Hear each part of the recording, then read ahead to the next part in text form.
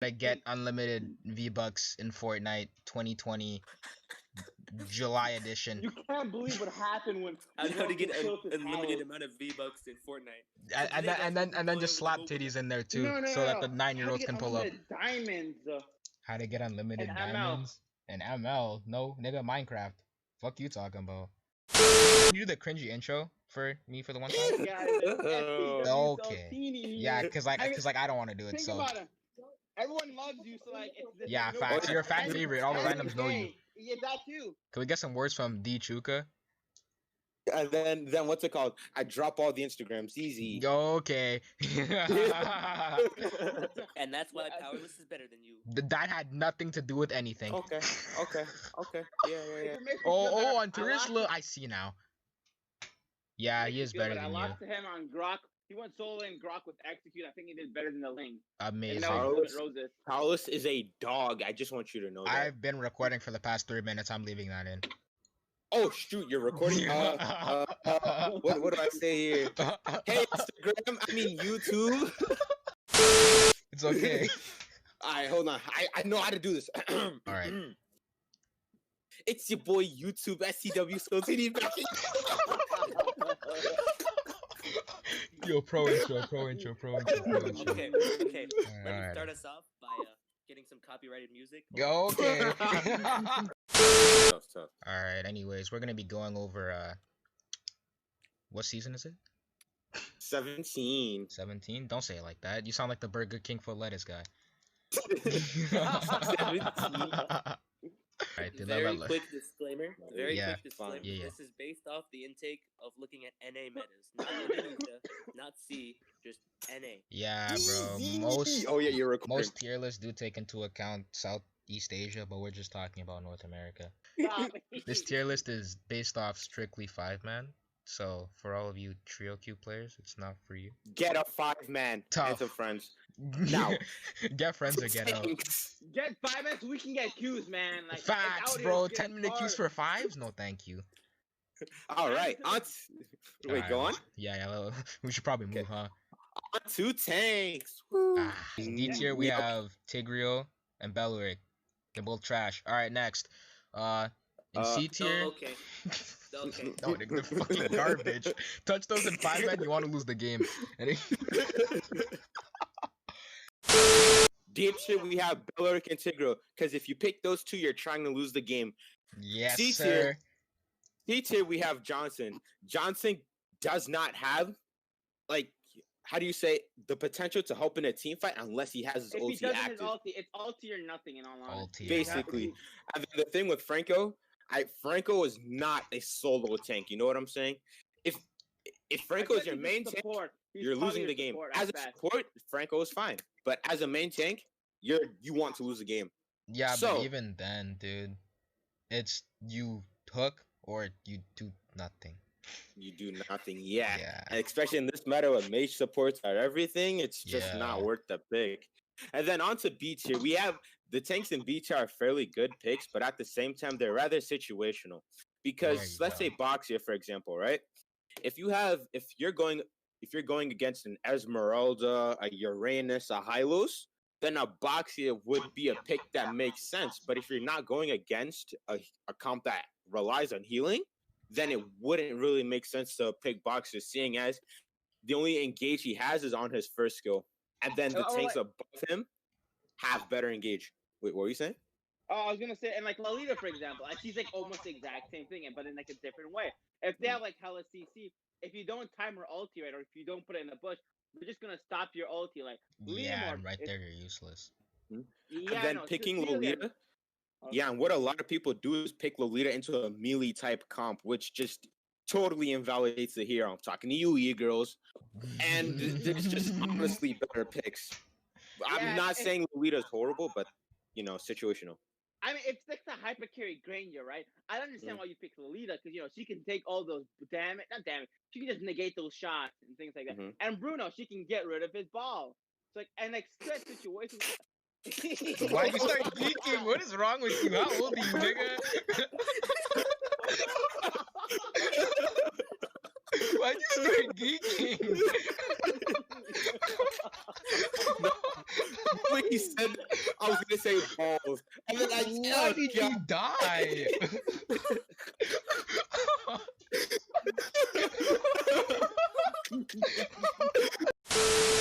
Akai is also a very situational pick. Very. I honestly, I can't give a direct scenario where Akai alone is the pick to go with. You know what I'm saying? Yeah. Because I know this is better picks. Yeah, because you even can't have Akai as your main tank, and if you do, you're just selling because no one's gonna be able to peel for the hyper carry. Because in 5-man, it's really just a hyper carry meta.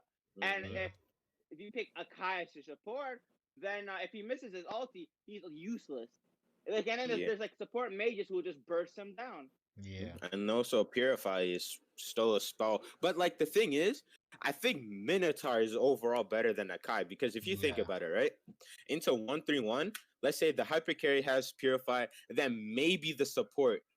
Most fighters don't take Purify unless you're on Uranus. For example, obviously like a Cho and Jawhead aren't taking Purify, you know? So I don't think it's a horrible pick, but at the same time, you have to take into account Minotaur's early game.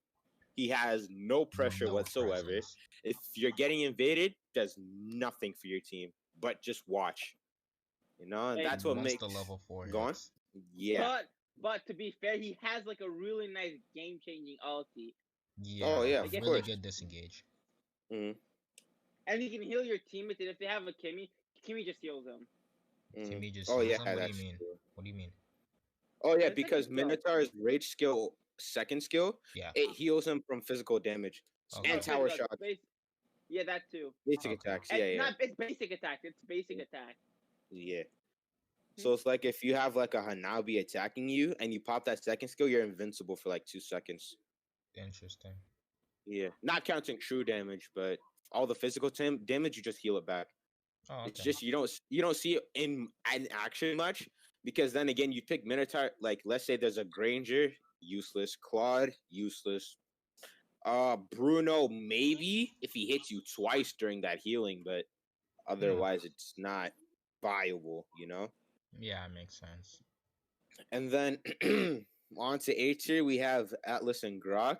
I think Grok speaks for himself, you know, because no matter how hard you nerf Grok, he's not really falling out of the meta unless you hard nerf his first skill to the point where it's really not going to be able to phase anybody getting hit by it, you know? Grok's like good at almost every aspect as a tank. There's like nothing wrong with him. Basically, the only reason he's lower is because, well, okay, hold on. Let's get to Atlas first. Atlas, very, very good playmaking. Atlas is borderline S tier, if you ask me. Yeah, I think it's definitely high A tier or just S tier. In all honesty, because he doesn't have that much damage. He does have like really nice. Probably has like one of the best pressure you could probably have in like as a tank. Yeah. Like, because like for Grok, right? Yeah, sure. Grok's first skill lets him like zone off the enemy team, but then he can die if he doesn't use his ult properly. But Atlas, he can go in and he can get out pretty easily, and because of his tankiness, it wouldn't really phase him at all. Yeah, nothing stops his ulti. He can't be CC'd, nothing will stop it. And if you don't purify correctly, you can still get pulled. Yeah. And the only thing, there's a bug with him too. That's the only thing I think that doesn't make Atlas like top S tier is the fact that like knockbacks can really screw up his ult. Can really screw him over when he's setting up his ulti. I feel like, and if he had like and his damage, it's really not the best compared to like I don't know, Cooper and Hylos damage. Like if an Atlas doesn't have ulti, you don't have too much to worry about unless he has a second skill, you know? Yeah. And that's only if you're the marksman. Yeah. So going on to S tier, we have Kufra. Kufra is obviously an S tier because if you think about it, Claude, Ling, Harith, just every meta all mobile of the hyper popular hyper carries all get countered. Yeah, hard countered by Kufra as long as you can play the Kufra efficiently enough. And then with Hylos is the best early game tank currently. That's probably one of the reasons. That's probably one of the reasons that Grok went down. Because whoa! When I say early game, I'm talking about like level 2. Level 2. Okay, that makes level 2. Yeah. Because like Atlas, he's really ulti based. Yeah, If he doesn't and have then his the thing. ulti, there's nothing to worry about. And Kufra, like you're not gonna dive into Kufra early game, so it's like you're really not gonna be that big of a problem. Kufra, 1, 2, 3, all skills, all CC. Global One Ling ISC Impact. Would you like to add to the conversation on Hylos? Hey, Hey, not bad.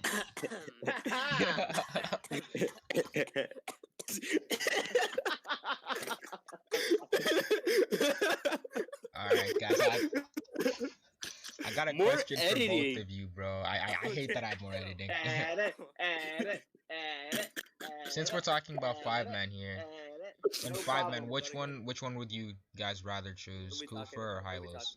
Kufa or Hylos?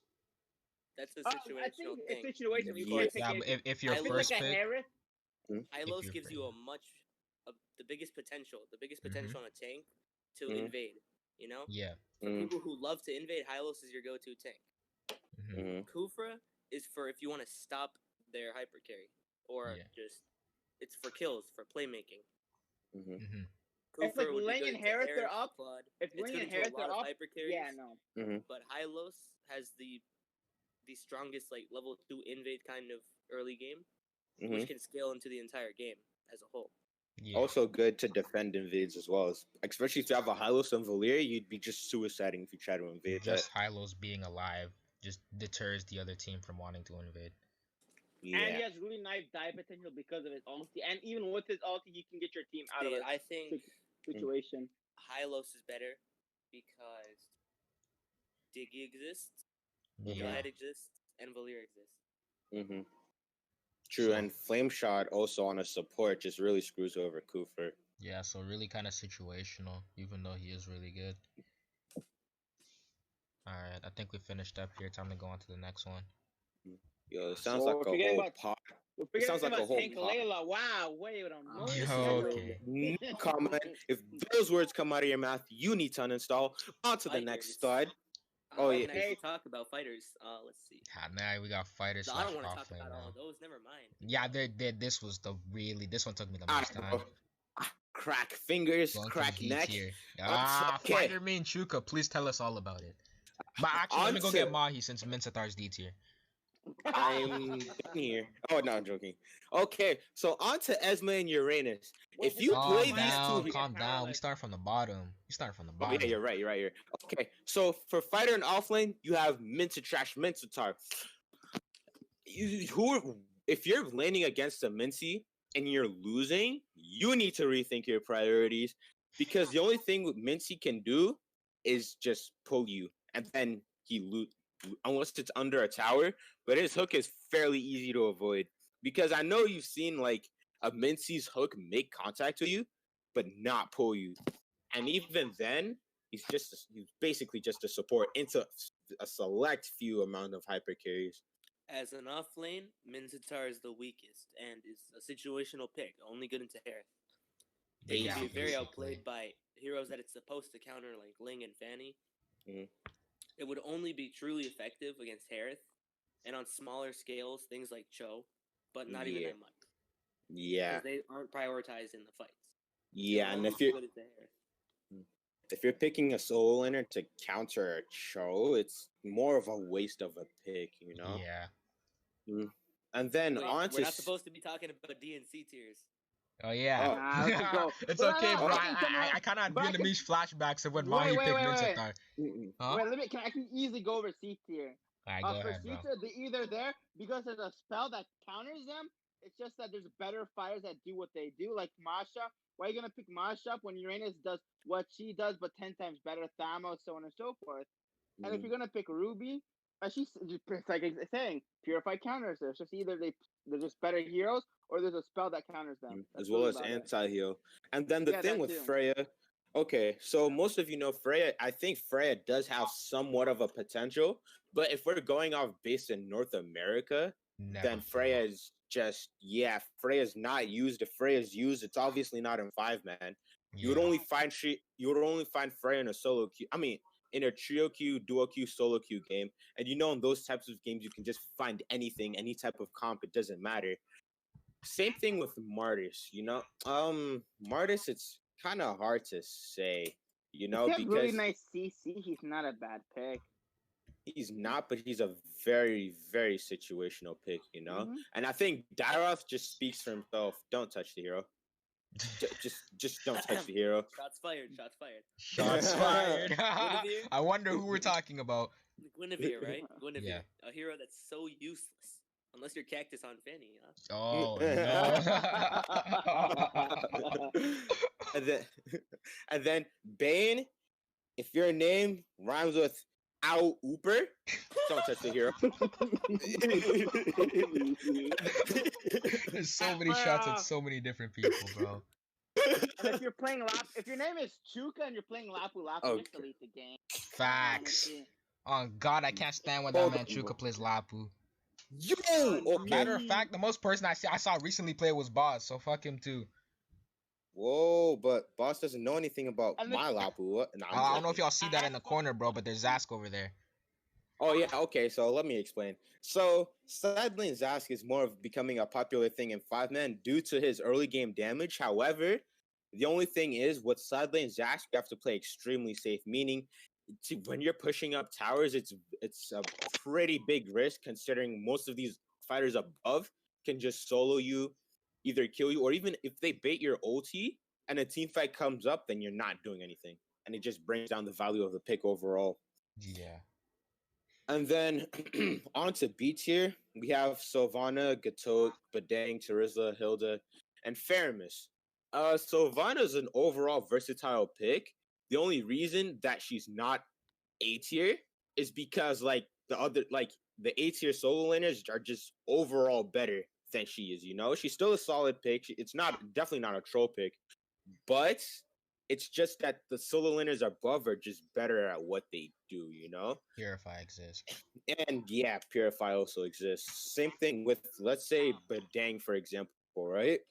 Badang is a very weak side laner, especially in the early game.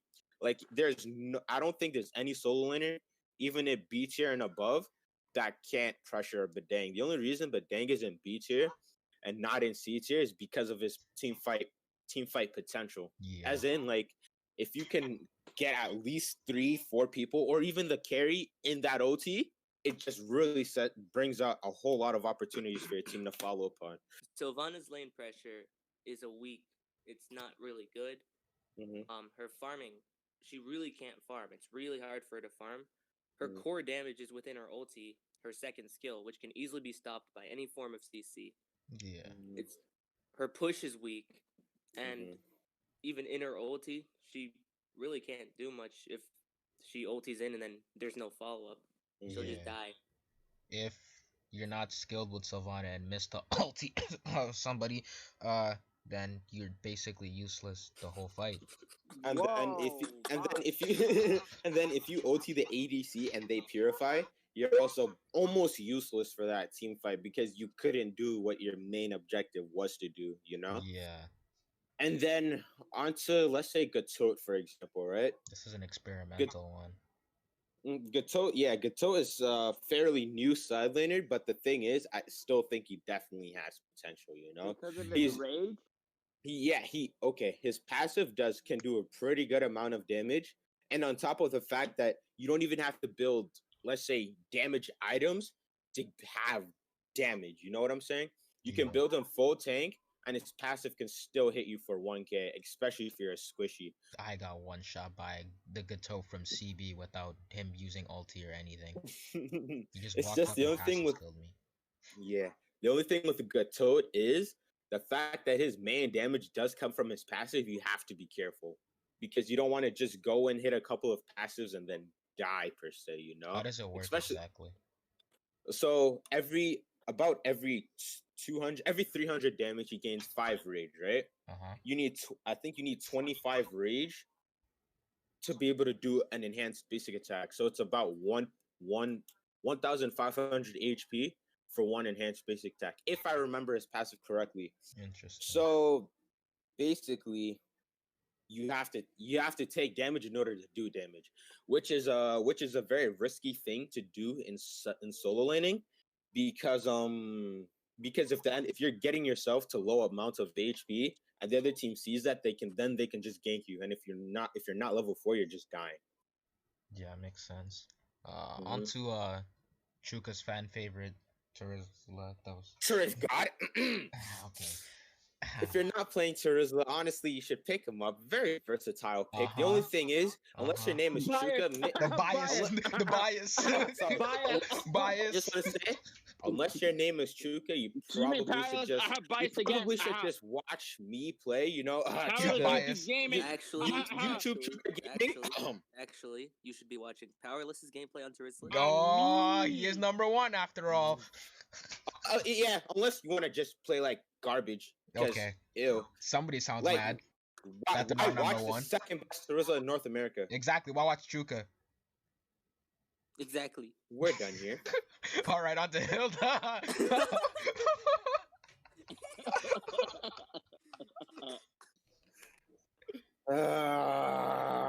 On to Hilda.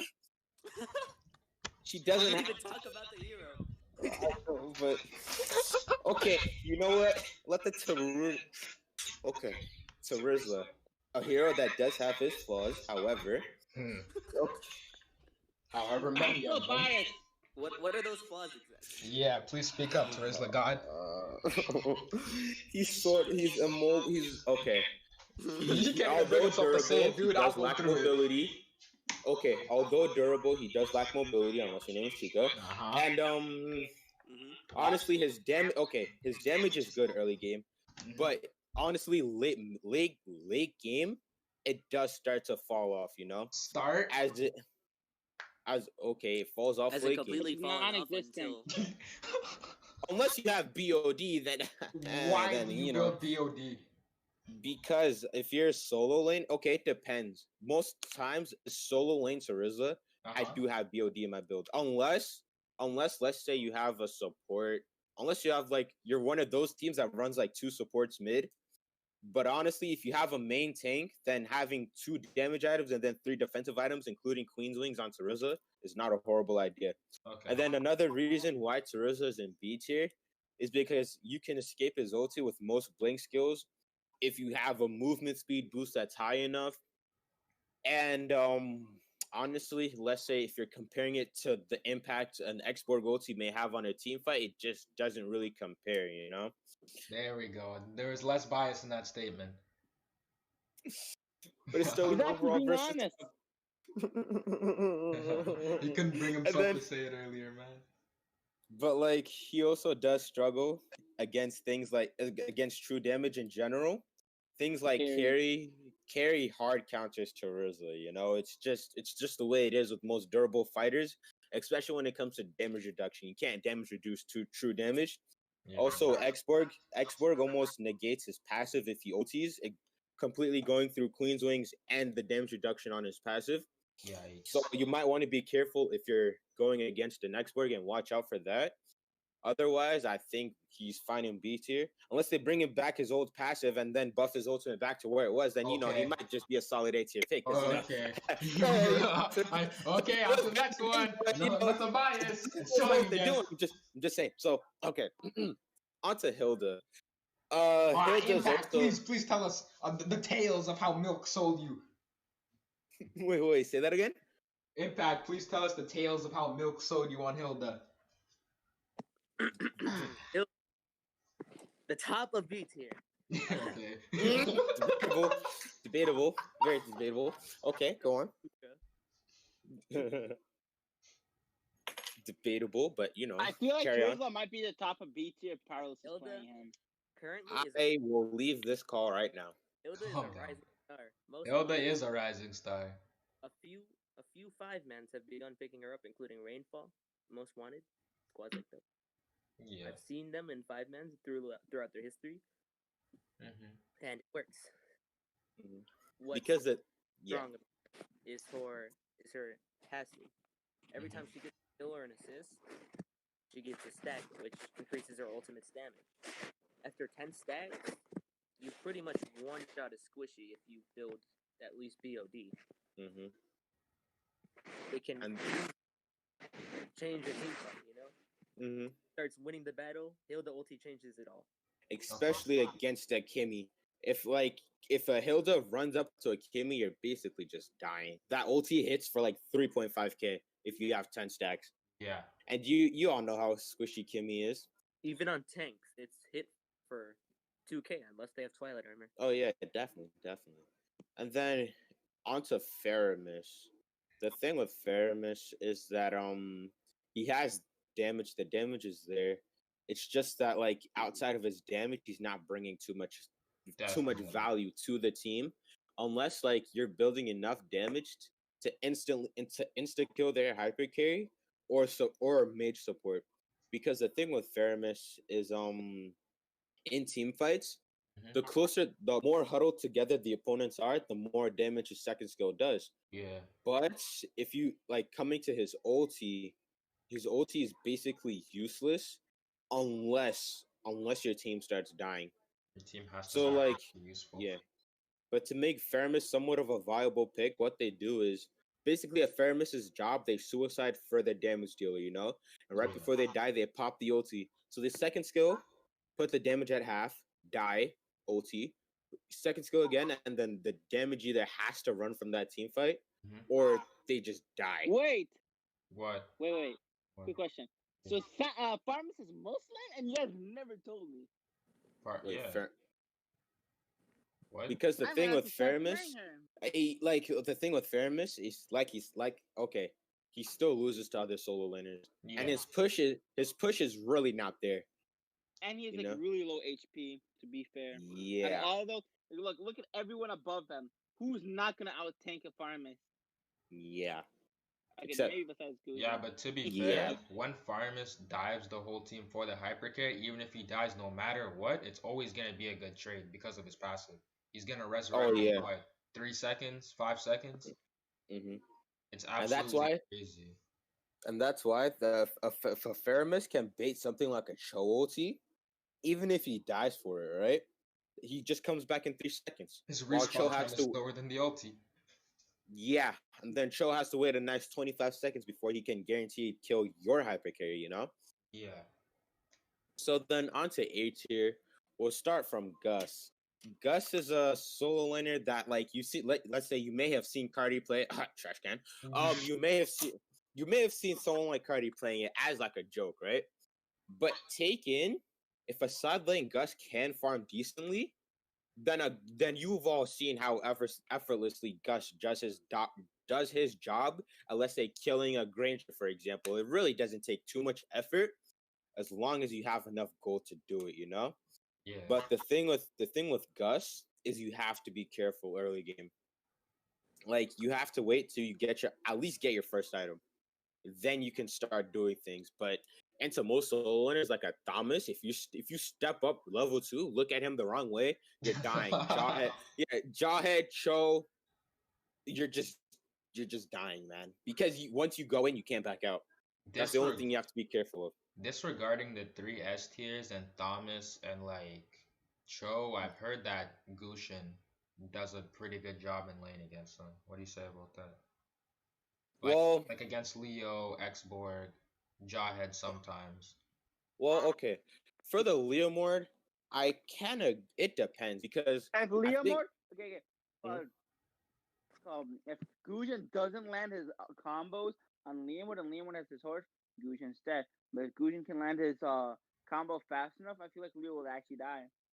Yeah, because Gus does have pretty good early game damage. And the thing with X-Borg is if Gus does his 1-2 passive combo, it most likely does take off X-Borg's armor. And then if you have your ulti, it's just a simple repeat of the combo, and he should most likely die unless he flickers. Yeah. Into Thomas, it's debatable. It depends what spell Thomas has, to be honest. And also what spell Gushin has. I feel like that. Yeah. I mean, Gushin dies 8 times out of 10 though. He should if Thomas has Vengeance, which is a quite popular spell on him, he's not gonna die to a Gus combo. It's just not realistic. Don't people Nuggets start to bring Revitalize on Thomas? I've been trying out Revitalize. Even with Revitalize, you're not gonna one combo Thomas with Revitalize. And keep in mind, his ulti should be active too. Yeah. you know. And then I think into Uranus, I don't think he's horrible. The only thing is, like I said, level 2, it's a Uranus. It's self-explanatory. You're gonna get pressured, but I think if you can catch a Uranus, let's say without his stacks, land your ulti, you land your combo before he can ulti, it should almost be a kill because burst damage just counter Uranus, especially if it's a Uranus with a support emblem and doesn't have too much defense early. But into Esme, I don't think Gus level 4 can burst in Esme. Same thing with a Yu Zhang. It's just not happening, especially if he has Vengeance. Then on to Cho. The only reason Cho isn't higher on this tier list is because when it comes to something like Jawhead, right? Sure, okay. Regarding the early laning phase, Cho struggles against most fighters above this point right now. Only because his main damage his damage spike comes from at level 4 taken. If you have a Jawhead, the moment you're at level 1, you can almost kill somebody, you know? Same thing with Thomas, you just need level 1. With Cho, if you step up to one of them, then you're gonna have trouble. And even with Cho, I feel it might take more items to come online in a sense and be able to take down that hypercarry in one combo compared to, let's say, with a Jawhead. If you build Blade of Despair first, then you for sure, then you can insta combo Squishy. And I think Thomas almost speaks for himself in terms of early game damage. But Cho is still a very viable pick, as in, like, it's easier to get into a team fight and escape with a Cho compared to a Jawhead. It's just that Jawhead is chosen more because he doesn't die as easily, and he does have more laning pressure in a 1v1 scenario. Out of all of these A tiers, which do you think are the most popular? In A tier, in terms of Jawhead. Yeah, and I believe Exporg too. In terms of 5-man, five-man, those three are probably the best. Yeah. Just not a lot of people play them. There's not really a reason why. I mean, like, there's like one or two good Leomord players in NA that consistently play them. Besides that, it's really no one. Chow? The thing with Cho is it's harder to play Cho into a lot of things compared to Jawhead.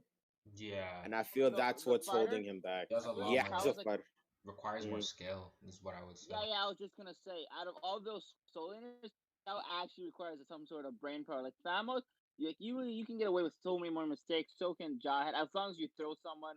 For Chow though, I don't know. Just feel you dive in, kick the wrong person, it could mean game right there. On to S tier. If you play Esme Uranus and you like it, you need to kill yourself. But okay, no, I take that back. I don't. But the thing with Esme, okay, we'll get on to Uranus. Uranus is arguably the best soul laner. And he's the best not banned soul laner in all honesty. It's like Yu Zhang and Esme.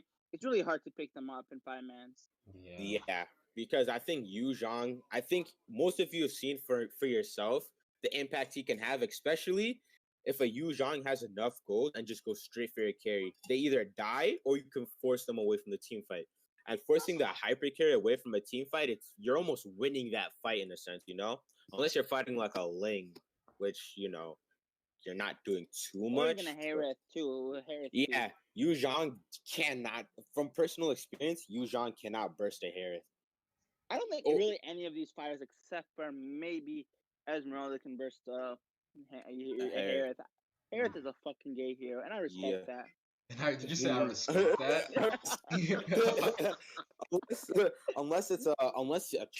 In all honesty, I think a Cho can. Well, when I say burst, I don't know if he can one combo a Harith, because you know most Hariths do build tier 3 defensive jungling item and Queen's Wings. So with those two, you may not be able to like fully one combo Harith the way you would a Granger, but like I think you would definitely get him at. You can definitely get him at half if you have 4 damage items at least. I honestly think Gushin can. It depends how fast Gus does his combo and how fed as well. Yeah. Because you have to know, like the Harith isn't gonna be standing still, obviously. What happened? Oh yeah, time. Okay, muscle up. Muscle up. Esme. The thing with Esme, is that early game, unless you're glinting against a Thomas or a Jawhead, you can most of the time prefer to take the aggressive end and, in a sense, bully the other solo lane into their tower. Unless you're fight, even a Uranus, Esme does counter Uranus for the fact that as Uranus does give himself a shield, which Esme can absorb and use for herself, as well as the fact that a Uranus cannot burst an Esme.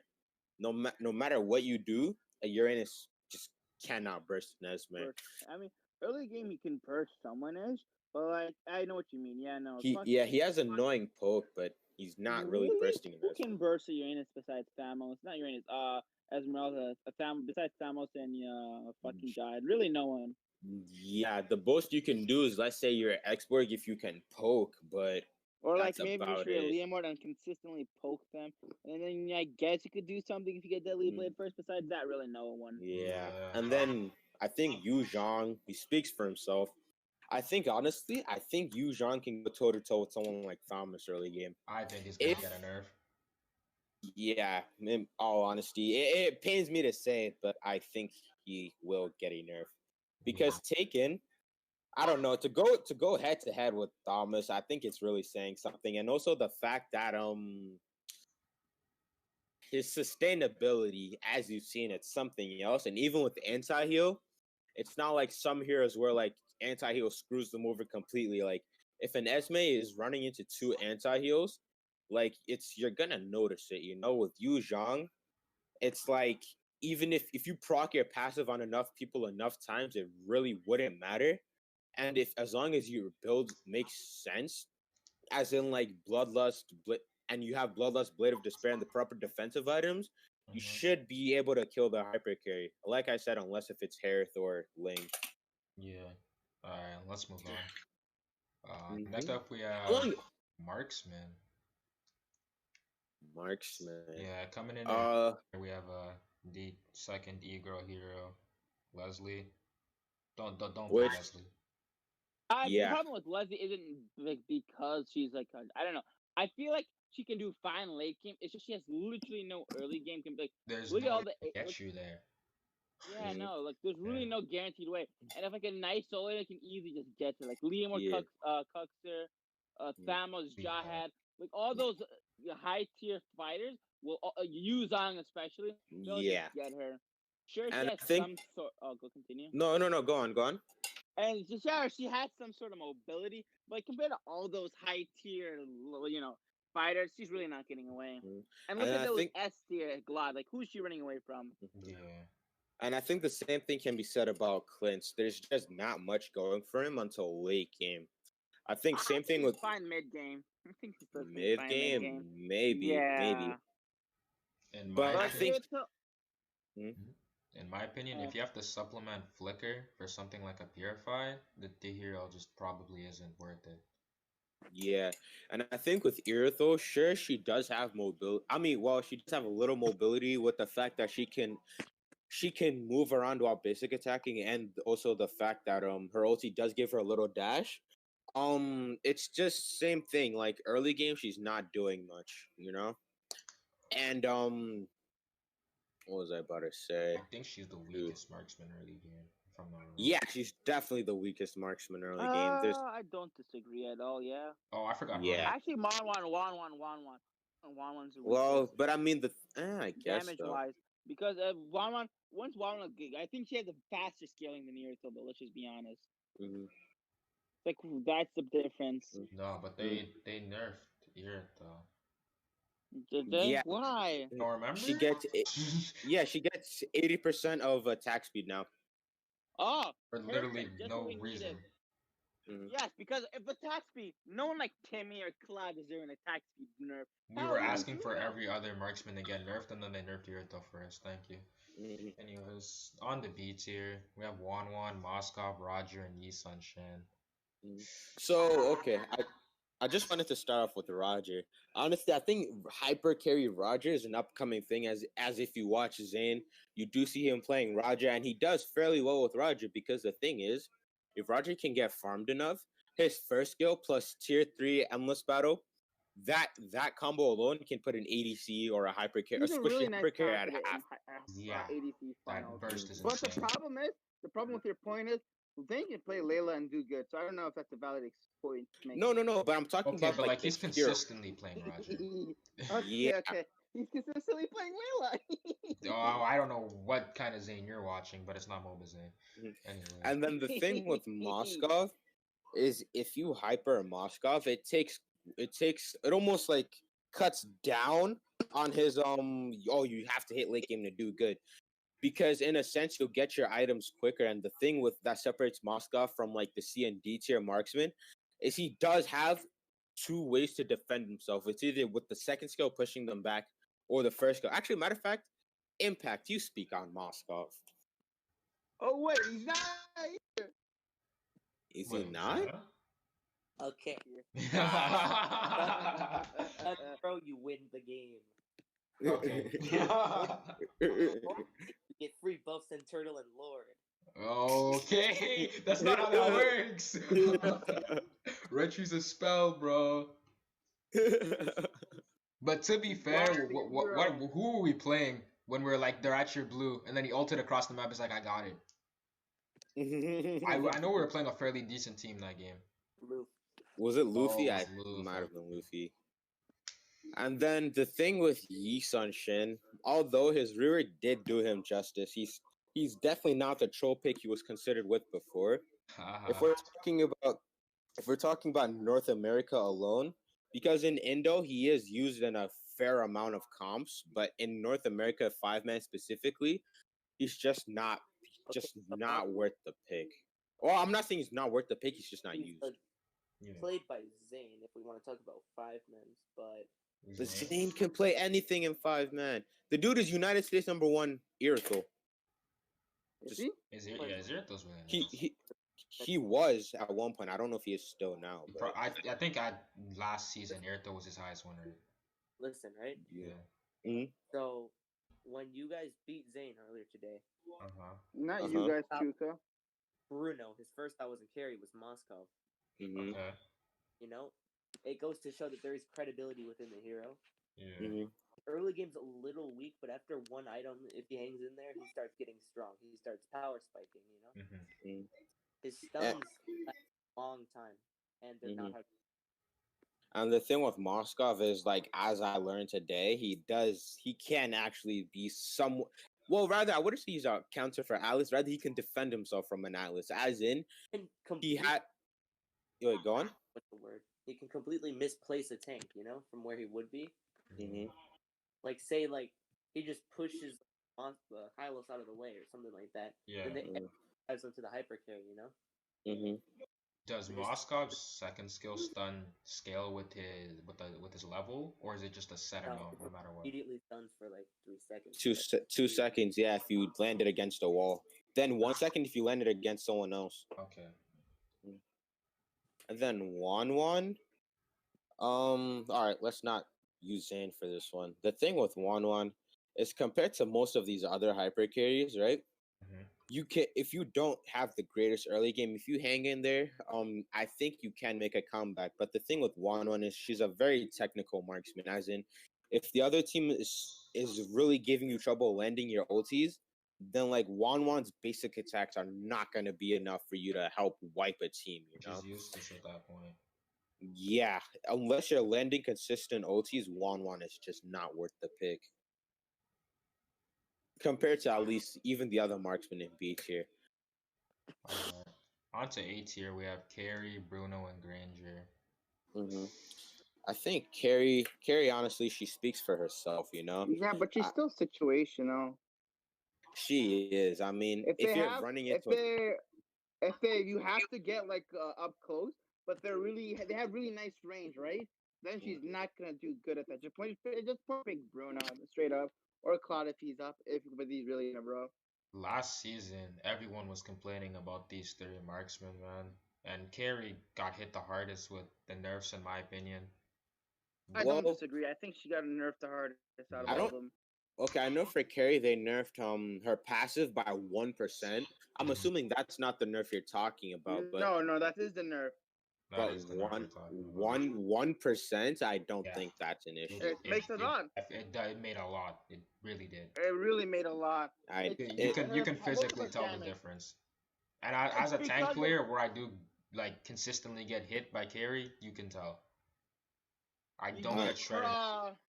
If you're talking about the recent patch, I don't feel like that was really that much. What did most of her damage comes. Was it like it's the her attack growth? growth. Attack growth. Yeah, I don't think that was big. But I think another reason that carry is not played as much as she could be is because a lot of players just find carry boring. I know me personally, in Shirokyu, I find carry boring. I know. You play fighters. Your opinions on your marksmen don't matter. No, that is so unfortunate, bro. No. In Shirokyu, who can't play marksman in Shirokyu? Like, not wrong. I kind of got silver versus Zane on marksman. I'm just saying.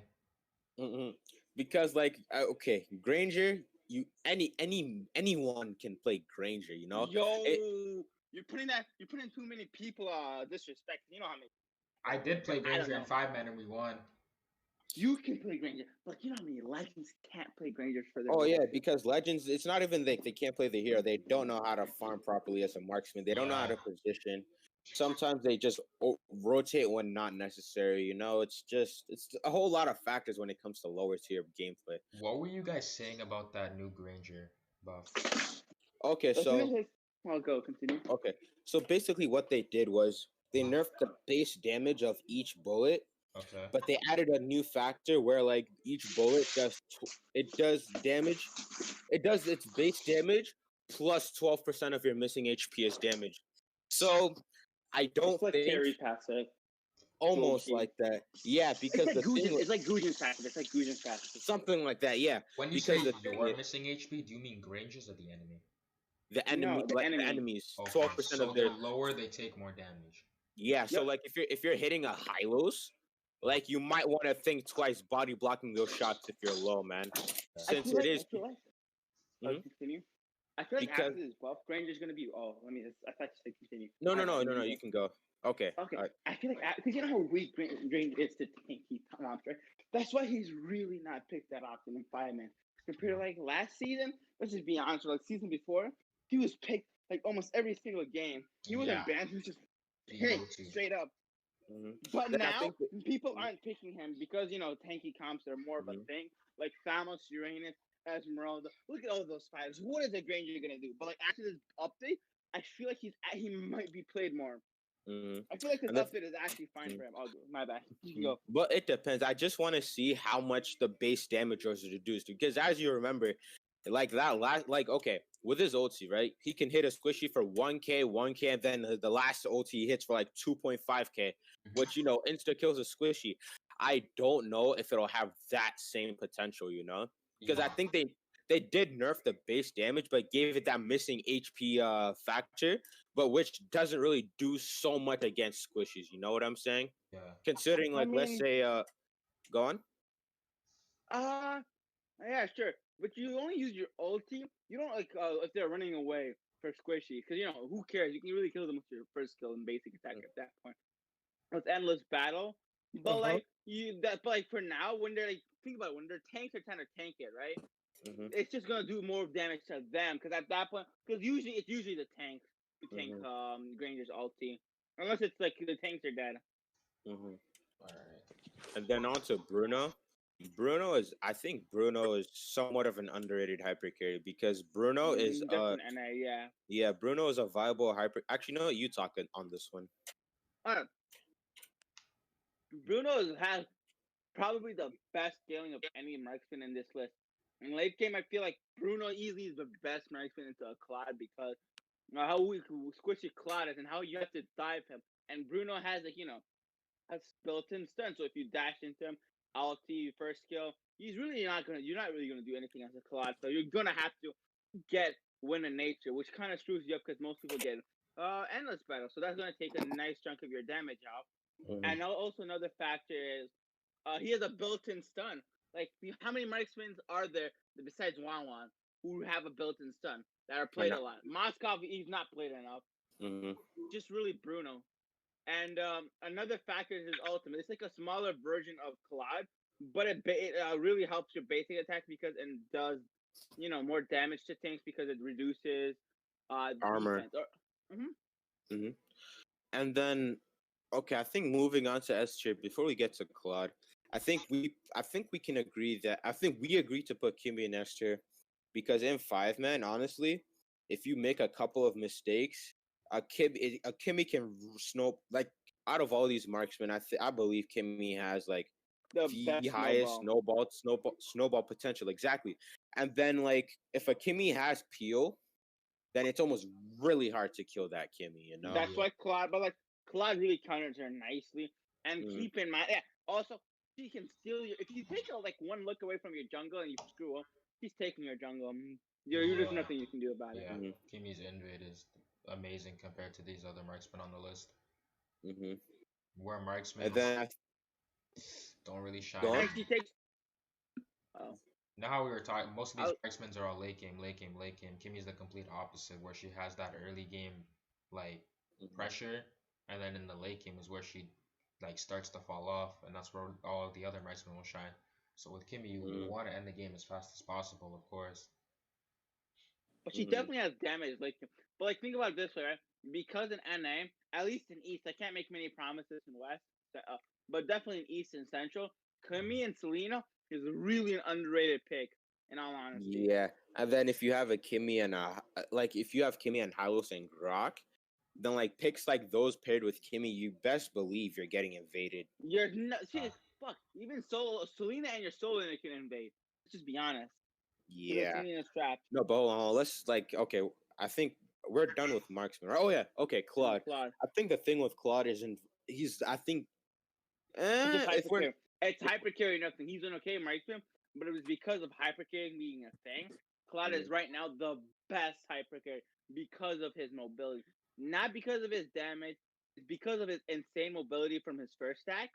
And he's like a really nice wave clear that makes him the best hyper carry. It's not because But I still think his damage is also a factor. I think his damage is a pretty big factor because if you think about every marksman has damage, but like think about it, like Moscow has damage, but he's not big. But because of how fast he can move, he can farm a lot faster.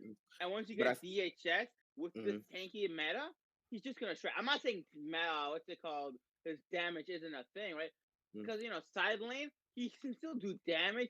It's just that because of how much better map presence he has compared to every other ADC, and because it's harder to hit him, and how much he can like go in a 1v5, dive in your other ADC and get out. And I think another thing with Claude that makes him banned is you can't really counter build a Claude because if you think about it, I guess the same can also be said with carry. But the thing with like let's say Bruno, you can build Twilight. Granger, you can build a good amount of armor. Kimmy, there's still magic defense items. With Claude, his damage is HP based. It's almost like true damage, but at the same time, I don't know. Like Claude does have that. Well, yeah, but I mean that's only on another marksman. It doesn't save your tanks. It doesn't save your fighters from getting put at almost half from a well-fed Claude. And I think that's what also gives him like that much of a band type thing, I still feel like it's more his mobility and because of his damage. I feel like it's just because he farms faster and because of his ulti. I think it's the mobility first and then damage. Because keep in mind, Moskov also has really nice damage. Carry also has really nice damage. Okay. Bruno, Kimmy even has really nice early game. It's just because of his mobility that separates the two of them. Yeah. So then, this is like a whole podcast, bro. What the heck? Bro, we gotta go faster.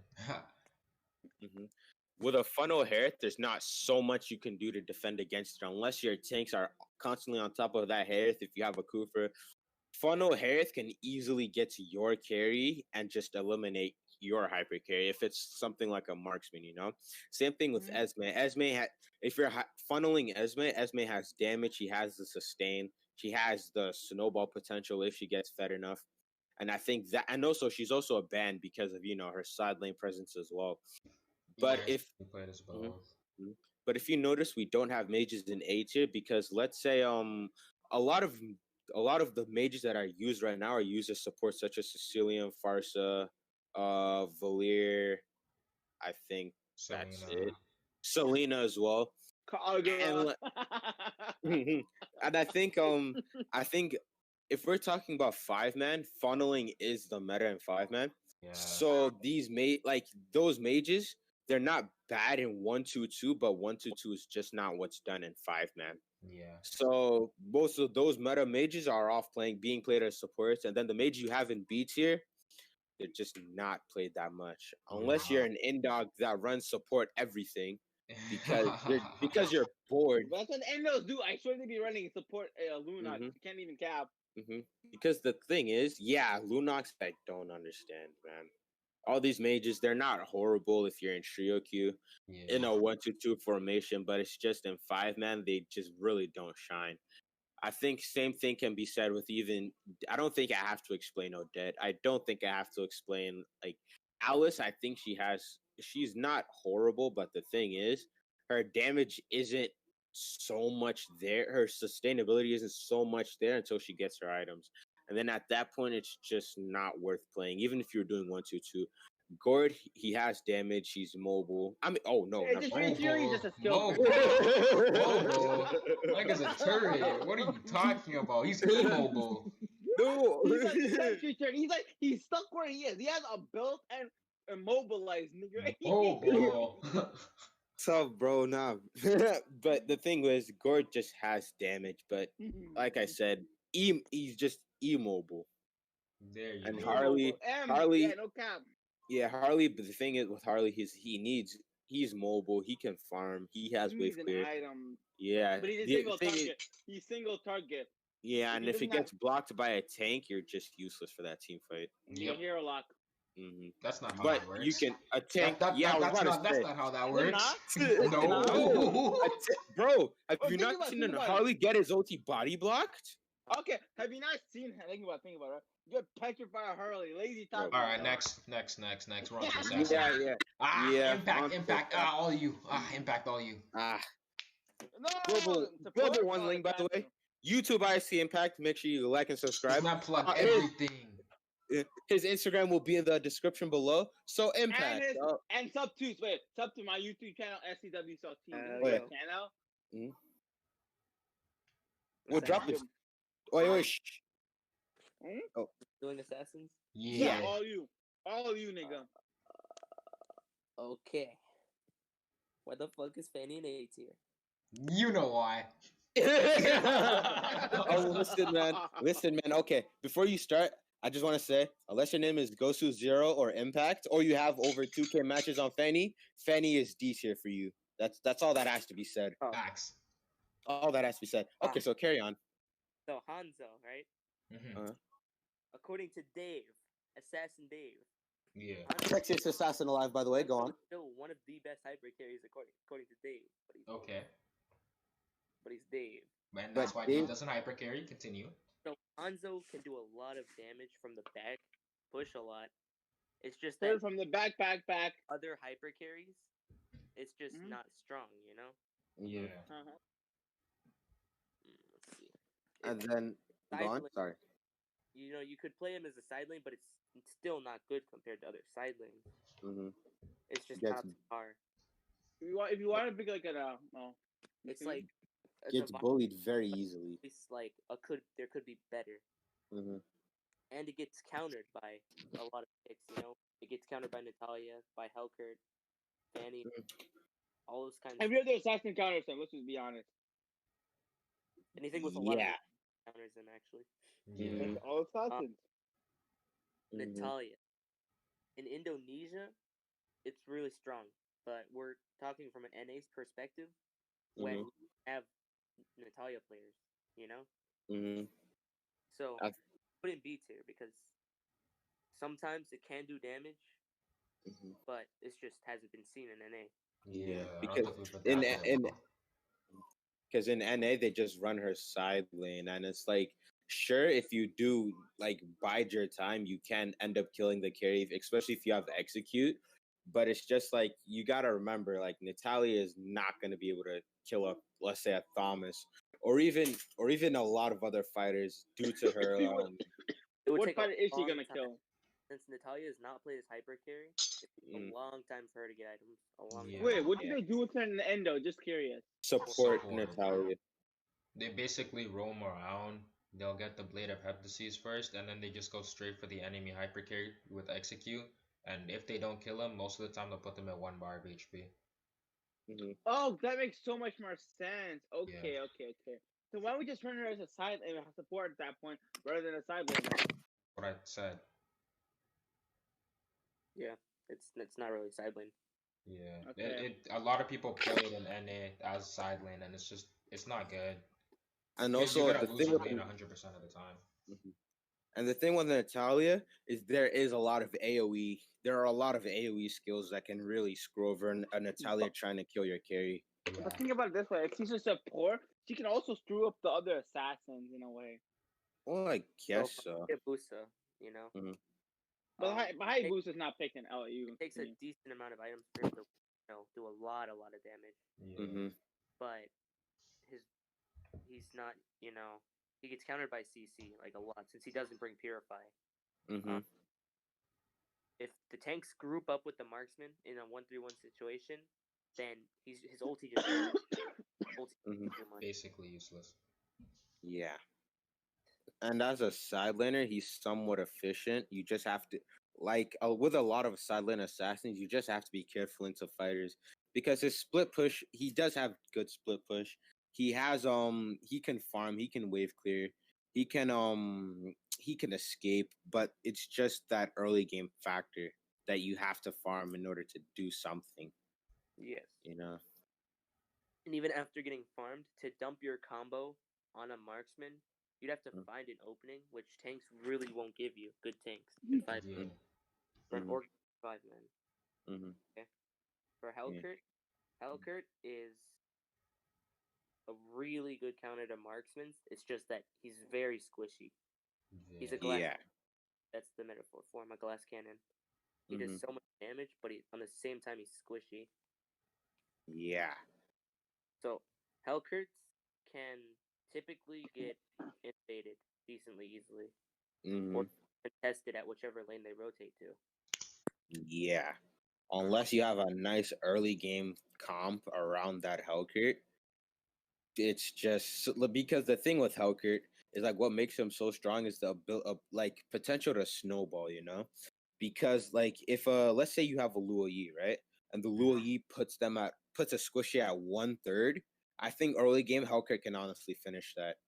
As you know, most Hellkurts do take Bounty Hunter, which is also the snowballing emblem talent. And then once you do that, let's say twice, then I think you're in a really good spot to just start going crazy.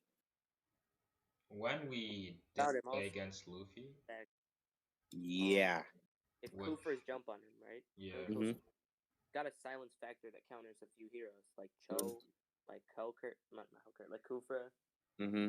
It can counter those kinds of things. Things that have to go in, but then we'll just get silenced and then just killed. Yeah.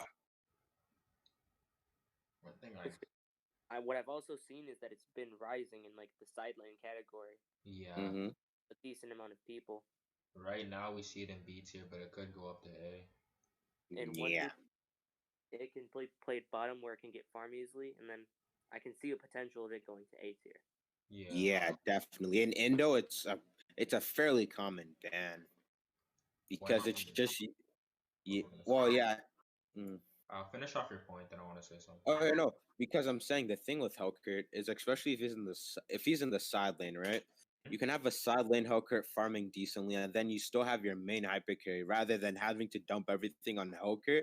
Hellkurt's main job can be to either take out, let's say there's a support farce on the other side that's just really giving your hyper carry trouble. As a Hellkurt, you shouldn't have too much problem taking down that Farsa, or you can be the one to take down their hyper carry and leave your hyper carry the chance to, let's say, worry about taking everyone else down. Yeah. And I think that's what makes Hellkurt strong. And his ulti is also a pretty hard thing to go against if you're on the receiving end because you really don't know where Hellkurt's coming from. What I was gonna say was when we were playing against Luffy, who is one of the best Hellkurts in North America right now, the game that Boss didn't get shit on as Uranus, where we actually had a chance in New York Thamus. We Mm-hmm. saw that he was top, so obviously we were gonna rotate there because that's the easiest solo laner to kill. As Uh-huh. soon as he saw us giving pressure, he instantly switched lanes. He didn't waste any time. As Yeah. soon as he found a chance to back, he backed these swap lanes with the other solo laner. Mm-hmm. So moving up to A tier,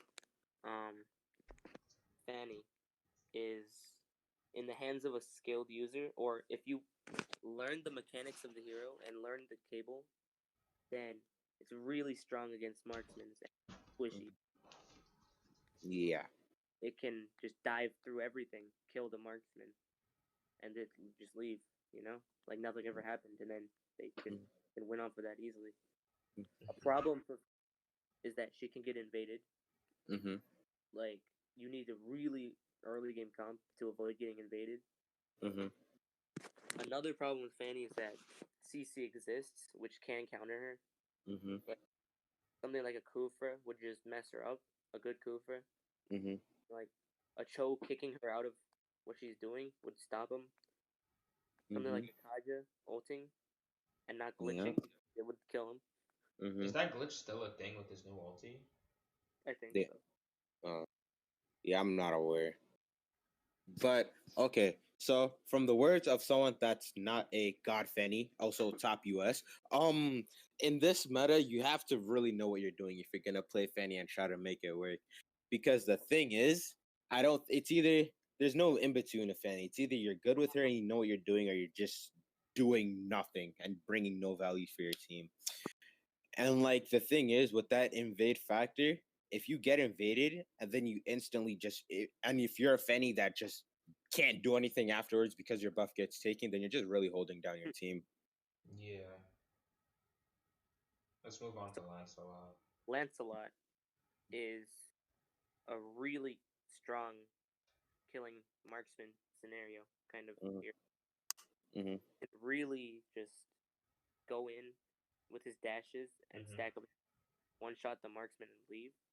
He's a really good snowballer, and there's just factors that drag him down from S tier. Like late game, it's really hard for him to do anything late game with him killing the marksman, but then just getting clapped by fighters, instantly body. tanks. Yeah. So if the fighter tanks just get on him, and then he has to leave, then the hyper carry on the enemy team can just shine. Lancelot has a really good snowball potential in my opinion. Really good outplay potential with the immunity on the second skill and the third skill. Even though the third skill immunity is really hard to hit, but it's still there. You basically have unlimited dashes if you're good at the hero, and you can dash all the way to the hyper carry and almost one shot them without even having to ulti if you use your dashes correctly to get the 40. Is it 40% or 30% more damage? So then what else is there? A Ling.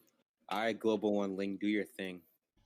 I hate glitching. All right, Mickey, here's the part where I talk. Oh, not you, not you, not you. Yeah, okay. The guy with the actual title. Oh, we say less. Okay.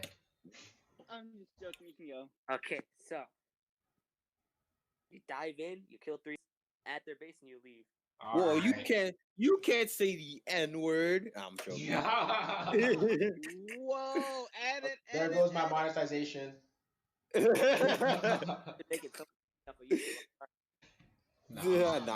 I'm just joking. I don't think it matters. Does it? No, right? As long as I don't say, damn it. Oh, more editing. Whoa, you mean Kobe?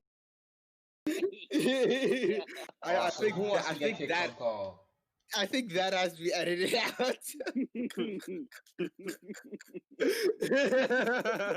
I realized it as I was saying it. So, oh god. All right, did Impact actually talk about Ling? Okay. So, Ling's got really good mobility. It's for split pushing, for rotating. He's got good mobility. His farming speed is decent, and he can nullify a lot of things with his ulti, which during invincible. After getting one item, Endless Battle, his damage just starts to spike, or heptacies actually. His damage will spike. He can turret dive a marksman and live after killing them, which is a really strong thing. It's banned everywhere. What do you think right now is the biggest counter for Ling? Right now, the biggest counter for Ling? Yes. Natalia. Banning the hero? Banning the hero. Ling's biggest counter. I'd say there are a few things that can counter him, like a skilled Kufra, a skilled Hellcurt, maybe. Unless your name is Chozy, then don't even bother. This man's throwing so many shots at different people, bro. I have to. So what you're saying is not Leo. Tough.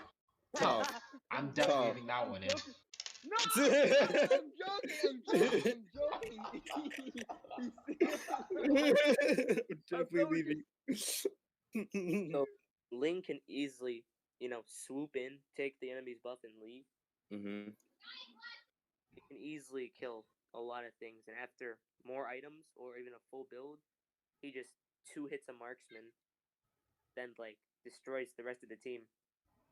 Basically, tanks a lot too. And fighters, And fighters, Fighters. Into the 1-3-1 meta right now, I feel like he's really good because what's mostly played as a 1-3-1 is marksman. And marksman get because no one knows how to adjust. Okay, Zane. So basically, he just one shots them. I don't even think half the time he needs the ulti to one shot a marksman, and that's why probably the most popular thing right now to choose Intiling is Harith, just because of the amount of sheer tank and damage that Harith can output without getting one shot by Ling. But even then, it's still really difficult. And Minsathar, who counters dashes, can't even step to Ling. If your impact for some reason have 7 MS, and then on other people's host, you are able to do one dash, even though Minsathar is already ulted, and you're in the middle of it with an ulti. You're able to dash out of the Minsathar ulti and completely negate that ulti. And just makes it more useless than it already was. So basically with Ling, if you have God tier MS, all you have to do is basically, if you can, in a sense, use your second skill before you touch the ground. Even and if you do, go on. Ling by surprise, then you can just ulti out of it. He doesn't have to dash. You don't need 7 MS.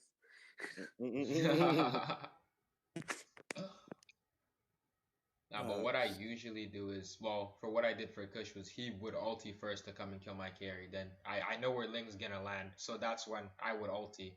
But then from what we tested, unfortunately, if you're good at Ling, you just dash out of it. Well, okay, next please. Yeah. So how long is this video gonna be? An hour? Probably. Right now it's an hour and 30 minutes ish. Oh, that's gonna be a lot of editing. Oh yeah. You're not sleeping. I hate you. I'm doing this tomorrow. Alright, we're on to support right now. I think this is the last one. Support. This is it's 2 more. Oh, okay. Those are the special ones. Hey, chill. Don't worry about those. Alright, on to support here. I am the best support in Team F. That's a self-given role. Derange, thank you very much. Where's boss? Derange? I thought it was Leo. Who is the best support in Team F? I'm sitting right here. General Kelvin. Okay. You need to take 5. There's 2 problems wrong with that. 1, he'd never be in our squad. 2, I never want to see that Kadra ever again in my life. The best support right now in our squad, I think, is thank you very much in our squad right now. Both of you need to take 5. You're not ready for this game. Alright, coming in at D tier for support, we have Raph. Raph is garbage. Next. At C tier, we have Estes and Aurora. Aurora may be a mage, but yes. Okay, so for all the Rafaela one tricks out there, the reason we don't put Rafaela up higher on the tier list, because if you think about it, right, people do say, sure, her Second skill gives her faster rotations, but it's only a speed up for 1 second. I really don't think it does an insane amount. And also in this meta, it's also the damage supports that be doing it. Yeah, and last the thing I with checked, Raphael's not damage. yeah, Raphael's first skill, it's sure it's a decent poke. It can help the carry wave clear, but it's just not doing much else outside of that. Then the thing with her ulti, sure you can stun people, but it's like only in that straight line, Really compared to like Farsa. Yeah, compared to like a Farsa or even an Aurora, whose stun can almost shut down a hyper carry trying to engage on your team. Yeah. All right. So then onto Estes. Wait, go on. Onto the C tier, we do have Estes and Aurora. Estes, I wanted to put in B tier, but everyone else thought it was a little bit lower on the list because we are in NA and he's basically never played. But I do really think Estes has potential. But because of items like Necklace of Durance, Deadly Blade, Sea Halberd, Boxia, you can just be countered by so many things. Yeah. But that, in all honesty, I think even into deadly, like even if your team has anti-heal items, right? I still think Estes will heal enough for those for what's it called, for so that those items can't completely shut him down. It's just that like without those items he'd be doing a whole lot more. But I think even with those anti-healing items, I still think he heals a pretty good amount. It's just that like Estes is in a sense an easy target to pick off. Estes really can't save your carry outside of healing, and like the thing is, heavy burst damage. Let's say from a ling, it depending on who your marksman is, then who's to say they'll survive? Yeah. And then on to a B tier, we have Angela, Diggy, Carmilla, and Nana. Starting with Angela, the only reason Angela is in B tier right now is because in this funnel meta, she works well. She works well with a good amount of hypercarries that aren't really marksmen per se. I think she works well into especially things like Harith. You've all seen an Angela. I feel like that's debatable because like Claude. She's okay, Claude. Okay, yeah, I forgot Claude. But I'm saying something like a Granger, it's not doing. You're acting like you said. You're acting like you see hypercarry Grangers often nowadays. I still do every now and then. I think really? I rarely do. I personally rarely do. It's usually all the other picks. But like, let's see, even on a Ling, a Harith, a Claude, hypercarries that have to engage, even Lance to an extent, it just having an Angela on top of you, it really just helps your overall performance. Because on top of the nice shield it gives you, you do get the speed up. You do also get the nice slow on the other enemies. And then like I said, that speed up can also help you escape, And if your name is Harith, then you just don't die. Toxic bastard. Or Esme, don't forget. Or Esme, yeah, Esme as well. You're streaming this. I just now noticed. I'm what? You're streaming this. I click stream instead of record. Oh, you're live streaming this? I don't know. Yeah. We just went over Angela. I think Diggy. The thing with Diggy does counter. You burst him down, he's dead. Yes, basically. That's really about it. Sure, he counters Atlas, but if like a lot of you have seen, if you get Diggy into a position where he's about to die, he'll just waste the OT. And then at that point, Diggy's just useless. Sure, he has early game poke, but that poke falls off mid to late game. I mean, when they first revamped Diggy, though. Oh, tough. Compared to a lot of other supports that are prioritized over Diggy, he just falls off a level 4. Simple as that. Next up, we have Carmilla and Nana. Nana was really popular, but fell off after these other mage supports started to rise up and be more popular. Nana's damage is still there. CC is okay, but she supplies almost no PO and not as much damage as these other ones do with the amount of safety that they can also provide to their team. Carmilla, very tanky, basically a tank. I think she should be a tank support at that point. But it's only the durability, man. Yeah. Like there's not really much damage coming from a Carmilla, especially if you have a Uranus and a Kufra. Well, a Uranus and a tank in general, picking a Carmilla as a support is just not very beneficial to your team. It's hard to find a comp where a Carmilla pick specifically makes sense. She's not bad, but she's not like top tier. Yeah. Compared to like obviously mage supports and even Popol, because the thing with Popol is Popol's dog at least it's durable, but then at the same time he also does come with a really good amount of CC. For sure. So who wants to take over A tier? Still me. At A A tier. tier, we have Valier, Farsa, Popal, and Sicilian. I'm gonna start from the back. So Sicilian's slowly becoming a really popular one, at least over here in North America. Sicilian's early game, CC okay. Mid game, he starts to come online, right? That damage starts to come in. Late game, he's basically another hyper carry because of his stack, sort of like Alduis. But unlike Alduis, Sicilian has no cap. Sicilian can keep going on and on and on. So the longer that you draw the game out for a Sicilian, the higher chance that you have to lose. Okay, hold on. I gotta ban somebody from stream chat saying some we forgot Layla. Hold on. No, I didn't forget no heroes. Don't worry. Nah, I'm joking. But anyway, carry on. Yeah, with Sicilian, another problem with him is his mana. He runs out of mana so unbelievably fast. Until you get your first one or two items, Sicilian's running out of mana every like 4 or 5 skills. So you have to be conservative with what you're doing. And he can't do anything close range.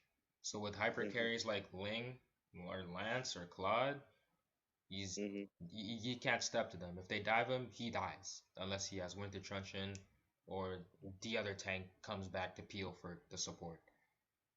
Moving on to Popal. In all honesty, when it was first introduced, it was really popular, ban worthy, might I add, and now it's kind of slowly moving out of the meta, in my opinion. Don't get me wrong, he's still really good, provides a lot of CC vision like Selena, but it just went from like an OP must-have pick to a situational pick. yeah, that's really all I have to say about that hero. For Farsa is a pretty popular one right now. Farsa's level 4 damage is definitely there. The wave clear is there. The mobility is there.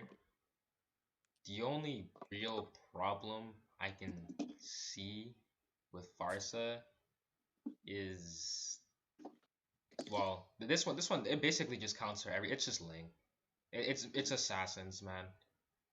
But then again, they are mage supports, and assassins are made to kill mages. So other than that, Farsa is it's just a good pick. Valier, early game is exponential. Late game, it's there. CC, it's there. Very good pick into something like Kufra. Very good in the Grok. Hylos. He basically just negates an invade. Or even starts an invade if that's what you want to do.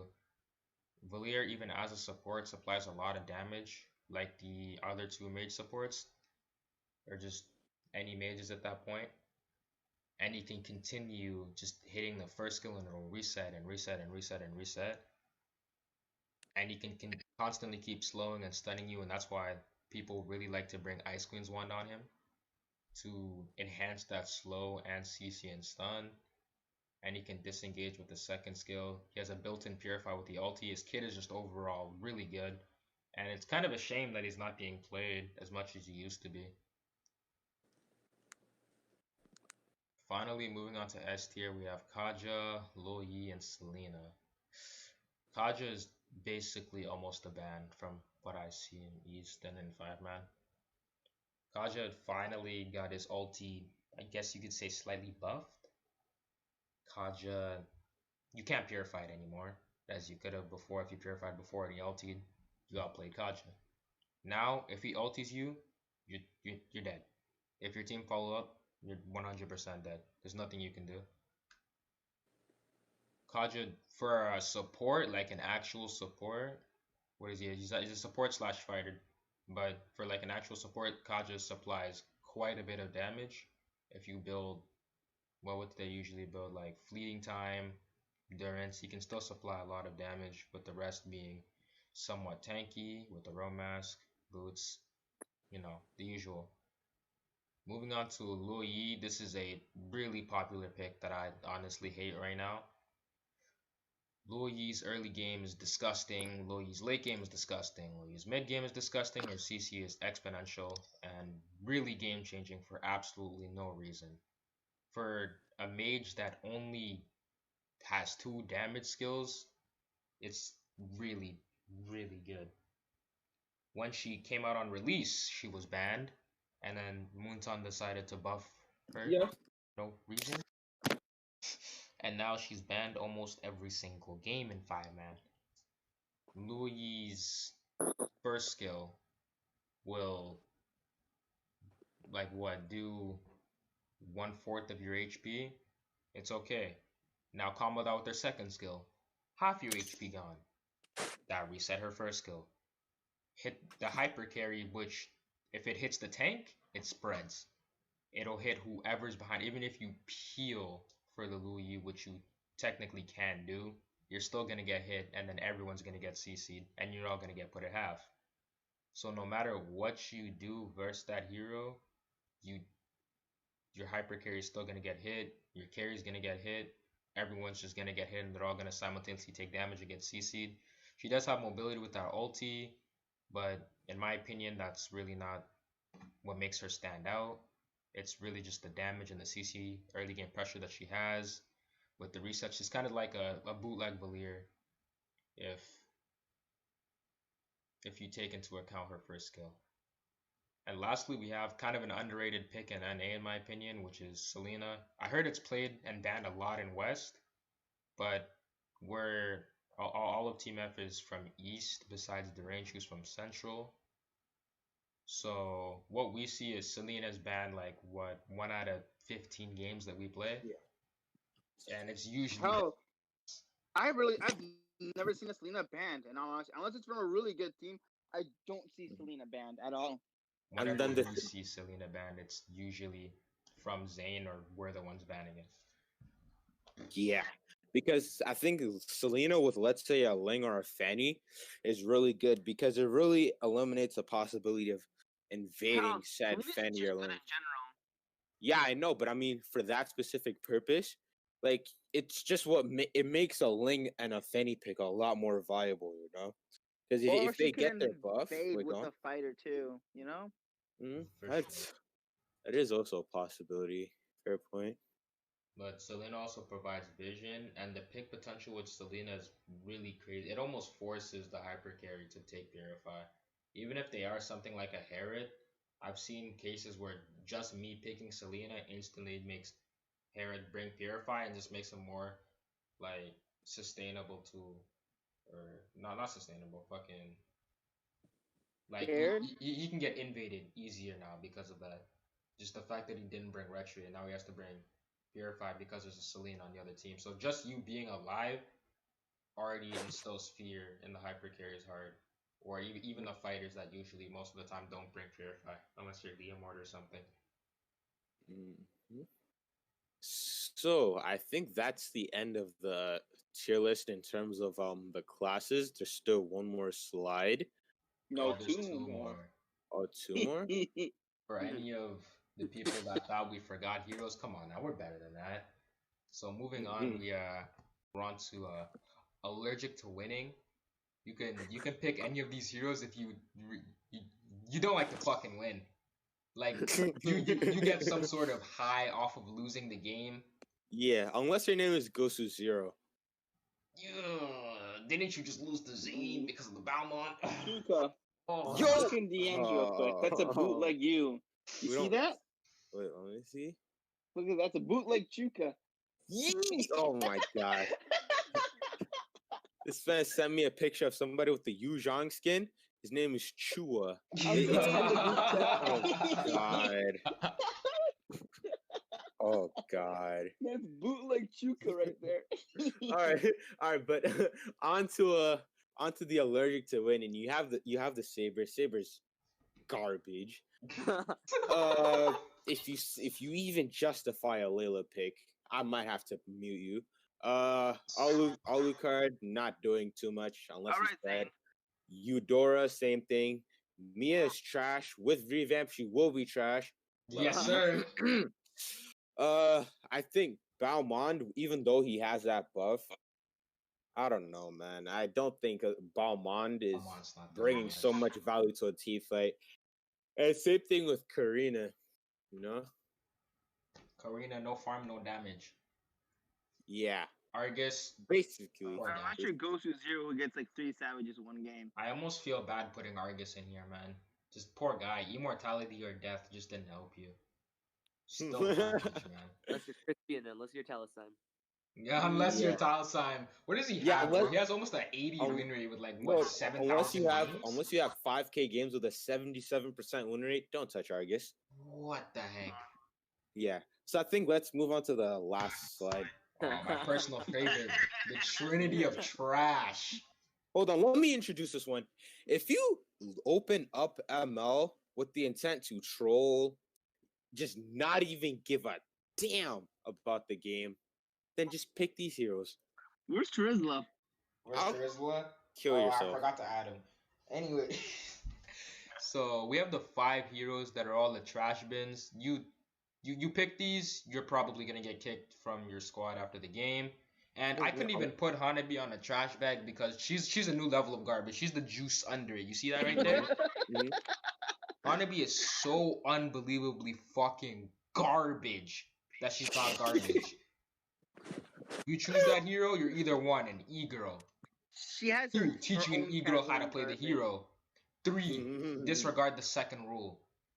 Yeah, unless your name is Cat Sky. But even then, just oh man.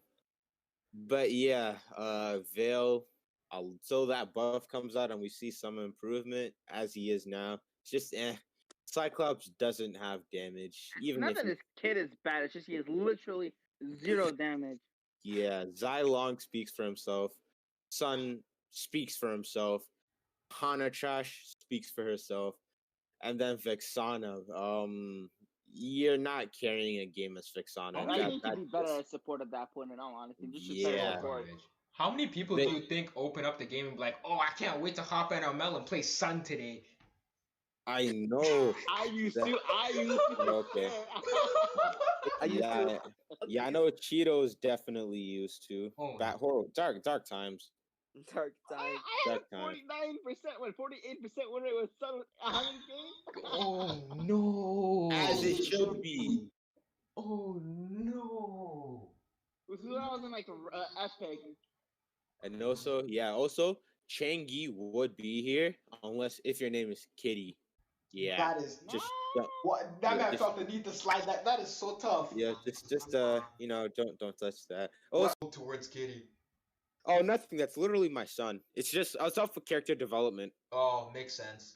Scold him until he gets better, huh? So he can go making sure that I got everything clear. Can we think about things? What is winning? Question mark. Y'all ever seen Dora? And like there's two paths, bro. I'm gonna put winning on one and then Terizla on the other. If this was edited down to remove all the trolling, it'd probably be maybe